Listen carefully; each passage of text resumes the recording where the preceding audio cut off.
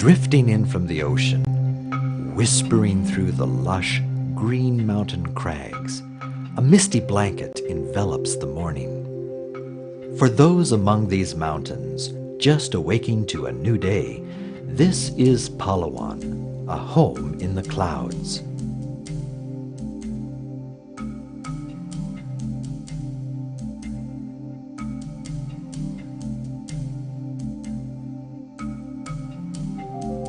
Jutting southwest from the Luzon, Philippine island group, Palawano stretches some 600 kilometers in length. Sitting astride the volatile Pacific Ring of Fire, Palawano's rugged interior is comprised of rank upon rank of tall, volcanic mountain ranges. Thick tropical jungle covers these mountains and joins forces with the rugged topography to defy even the hardiest explorer to enter. As you might imagine, such inaccessible places are home to equally mysterious, inscrutable people. Since they have rarely been seen by Western eyes, much of what we can gather about these tribes is based on local tales and strange accounts that Philippine forest rangers bring back from the interior. Even the names of these tribes bespeak how little is known about them. In the southern mountains of Palawano live the Taut Batu, the people of the rocks, and the Taut Daram, the people of the darkness. These tribes have been known to kill strangers who venture onto their land. Their weapons include blowguns, firing poison-tipped darts, and spring-loaded booby traps of sharpened bamboo, which they set along their trails. Deep-seated fear and suspicion of the world outside their mountain home is a hallmark of these inhabitants of the Palawano interior. As denomination after denomination of evangelicals has labeled these mysterious people unreachable, it would have seemed that they would forever be known only as the people of the rocks and the darkness. But God had other plans for these, His beloved lost children. In early 1992, Adventist frontier missionaries Ray and Don Spoon arrived on Palawano to begin a work among the Palawano people. It all began with a miracle of sorts.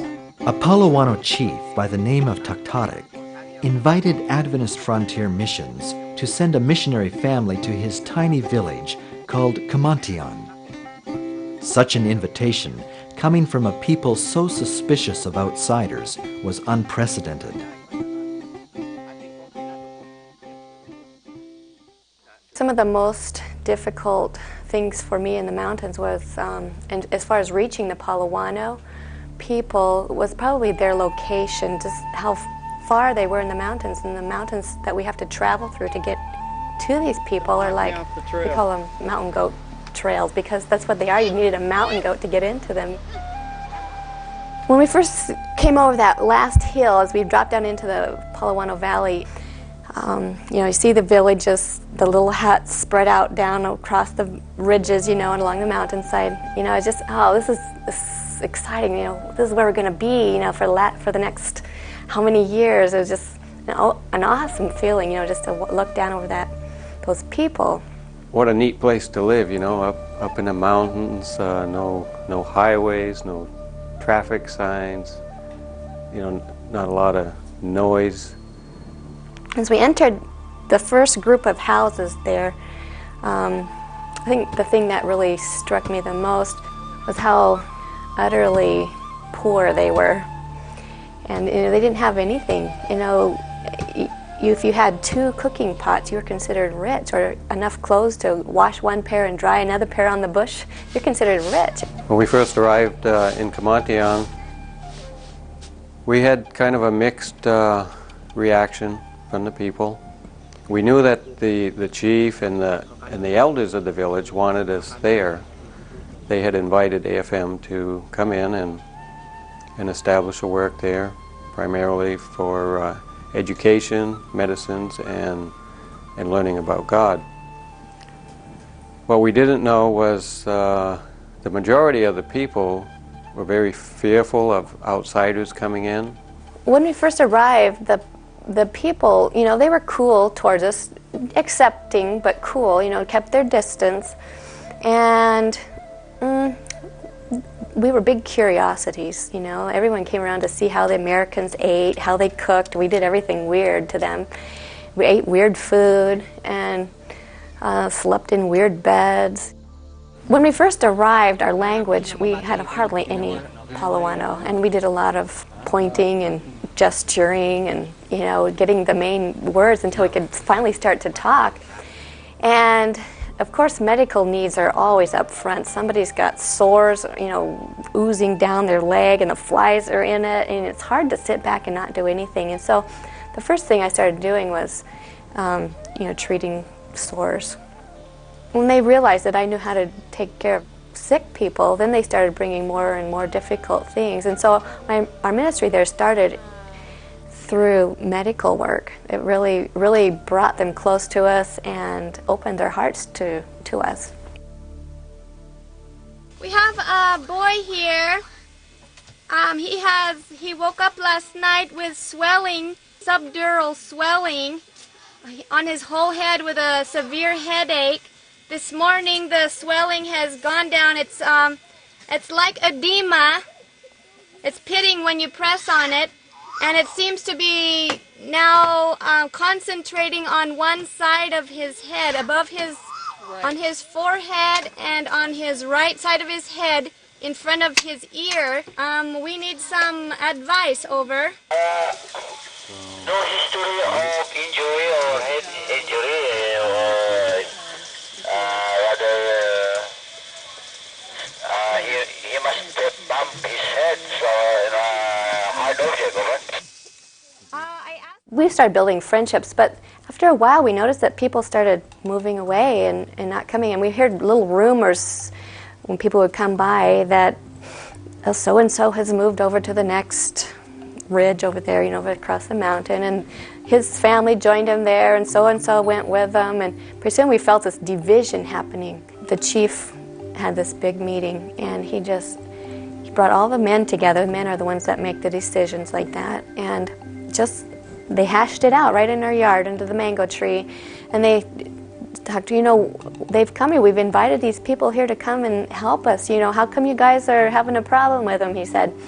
And two men in particular, Matai and Ipnu, they were the main instigators. And they said, especially Matai, he said, well, what do we need their medicine for? He says, we're going to die sometime. What's the difference if we die now or if we die 10 years from now? We're going to die anyway. What do we need their medicine for?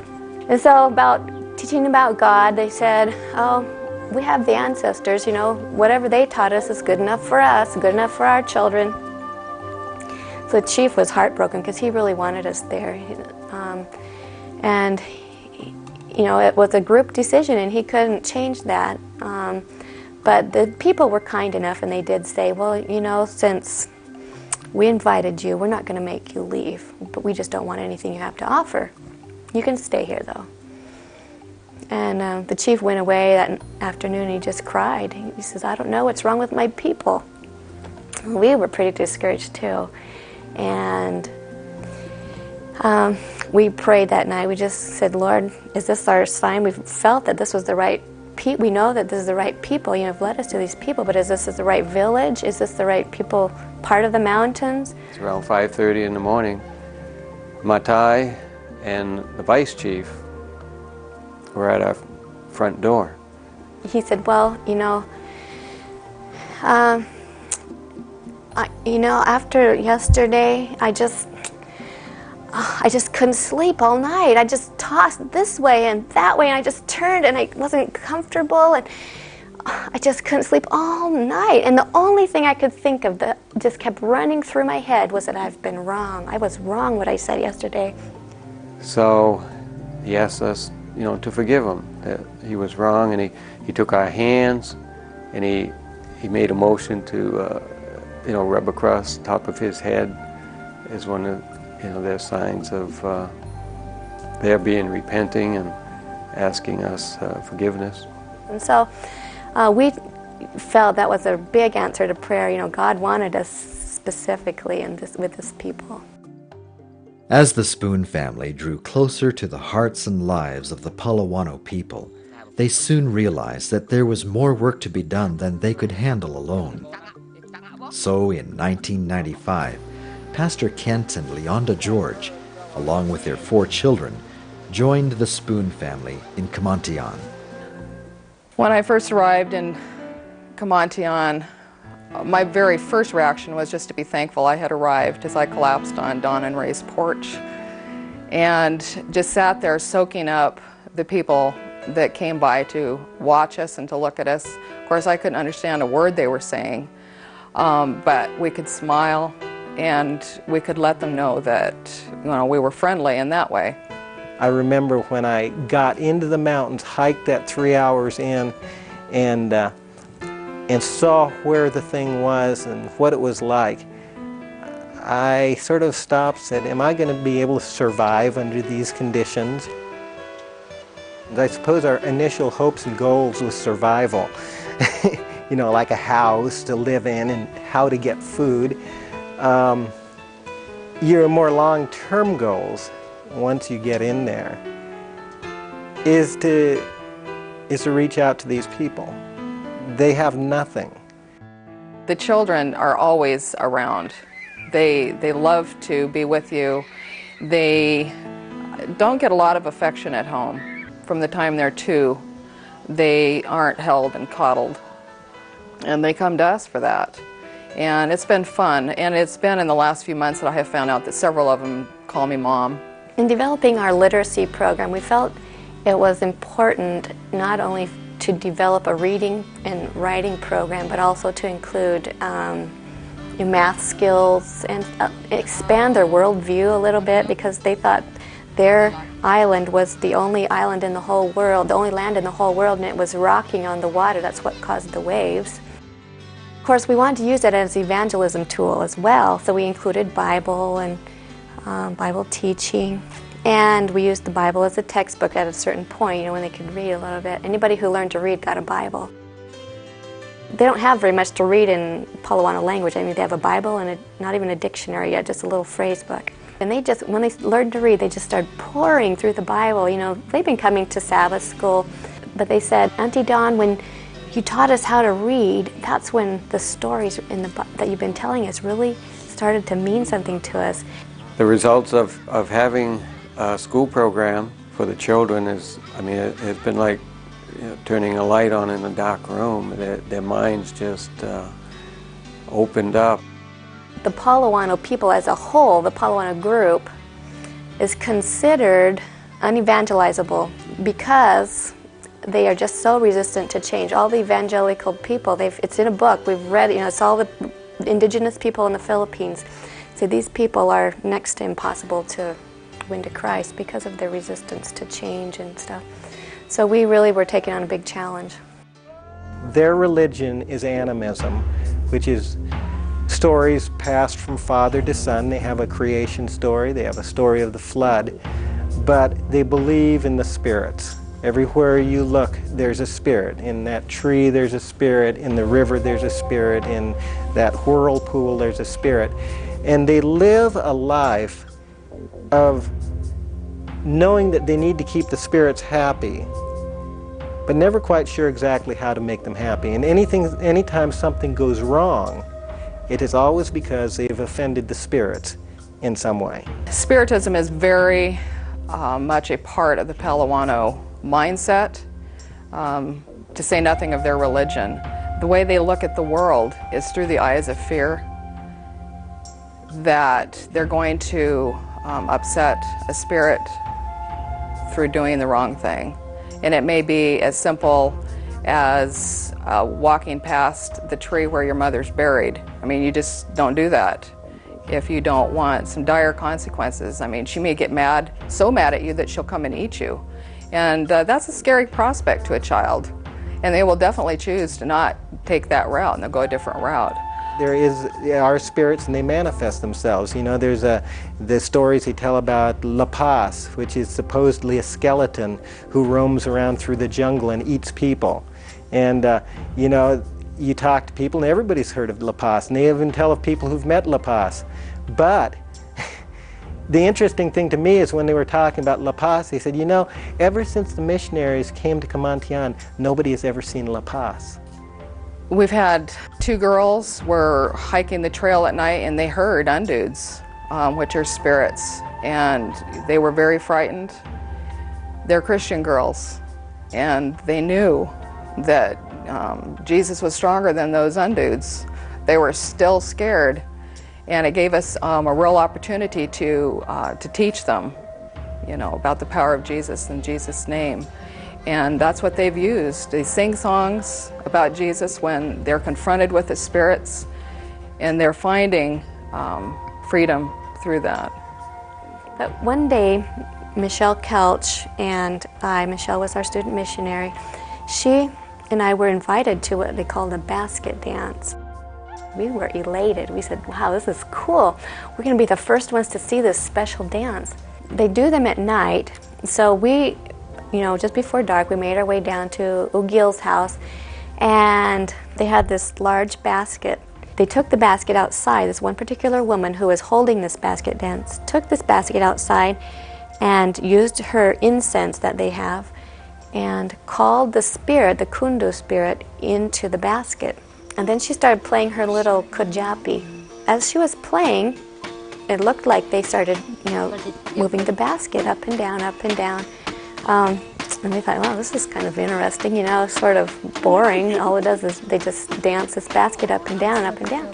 So it was my turn. I went and took a turn at holding the basket.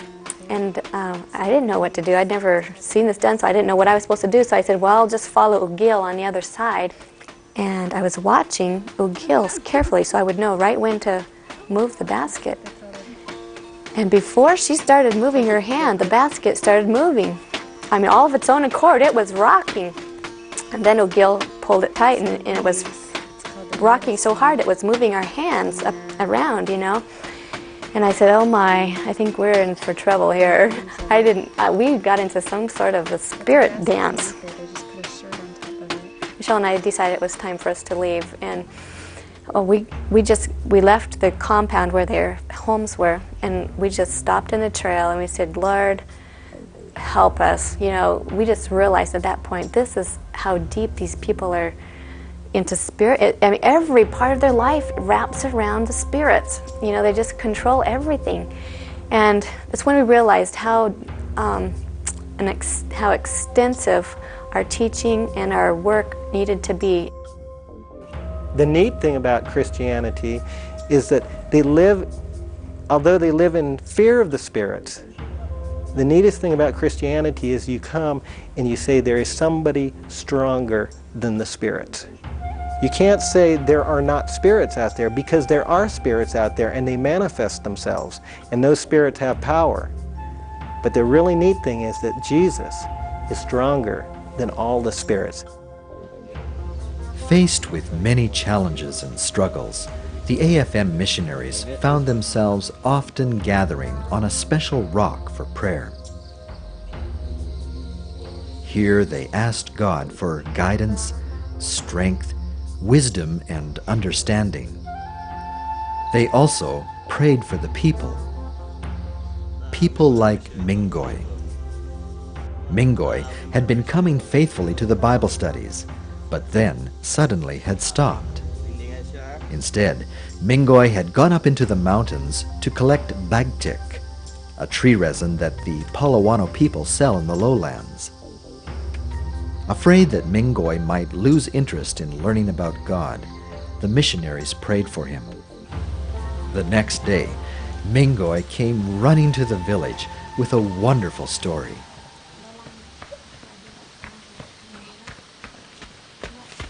Oi, Mingoy, ano nga kasi? Ang bawa mo? Dito daya. Ano, kailangan mo?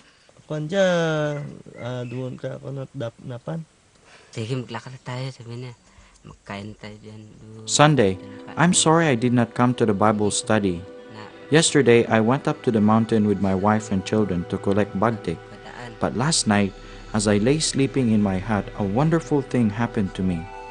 I woke to a blinding light that filled the hut.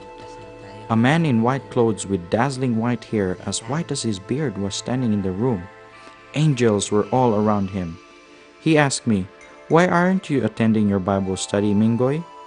His voice, I don't know how to describe it. It sounded like many sweet voices blending together. I felt myself lifted up off my sleeping mat and up off the earth. I said, "God, I am planning to go back to the Bible study after I sell my bagtik in the lowlands." I pointed to the corner where the bagtik was piled, but it was not there. My wife, my family, and my hut had vanished. I seemed to be somewhere else, alone with the majestic being. Then he spread his arms, and I saw scars in his hands. "Do you believe that I died for you?" he asked. I was shocked to realize who stood before me. I had seen a film about Jesus once, but he had the black hair, not this dazzling white. "Yes, Jesus," I said, "I believe." He turned and started walking up a path. I did not want to leave him, so I followed behind. Soon I realized that we were not alone in the path. Many other people were on the trail, and we followed Jesus. As we walked, the trail became very narrow and very steep. Everyone had to drop what they were carrying to keep going. Then we came to an extremely narrow cleft in the rock. People had to squeeze through sideways. When it was my turn to pass through, I got stuck and couldn't move. The rock seemed to crush the breath from me, and I cried out, "Jesus, I can't get out! Please help me!" Jesus came to me and said, "If you will not continue with me on this path, then you cannot be with me." Then he took my hand and said, "Father, please help Mingoy." As he spoke, the gap in the rock seemed to widen, and I was able to squeeze through. We continued walking up the path until we came to the top. It was a beautiful place. I can't describe it. All I remember is that it was full of happy people. In front of me was a tree covered with beautiful fruit. I have never seen a tree like it. I badly wanted to taste the fruit. But when I reached to pluck one, Jesus stood beside me. With sadness in his eyes, he said, "Mingoy, it is not yet time for you to eat that fruit." I felt a gentle breeze and heard Jesus' voice fading away. "Go, continue your Bible studies with Ray and Sunday," he was saying. "And don't forget, always pray." It was dark again, and I got up and looked around. I was back in my hut with my wife and my children sleeping around me. My bagtik was piled in the corner. I could not sleep the rest of the night. What if Jesus were to come back?